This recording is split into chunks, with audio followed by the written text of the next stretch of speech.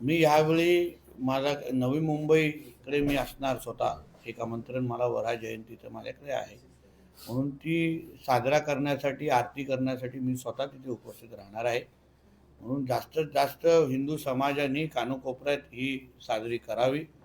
कोणीही कुठेही या संबंधित कुठल्याही पद्धतीचा विरोध करत असेल आमच्या वऱ्हाड देवाला, त्याला चोख प्रतिउत्तर आमचा हिंदू समाज निश्चित पद्धतीने देईल.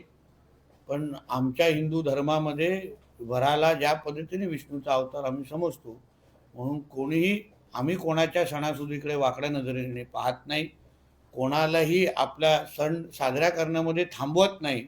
म्हणून कोणीही आमच्या वऱ्हा जयंतीला च्या बाबतीमध्ये कोणी काही तक्रारी केल्या, कोणी अडचण आणण्याचा प्रयत्न केला, तर त्याही गोष्टी आम्ही खपवून घेणार नाही, ही भूमिका आमची असेल.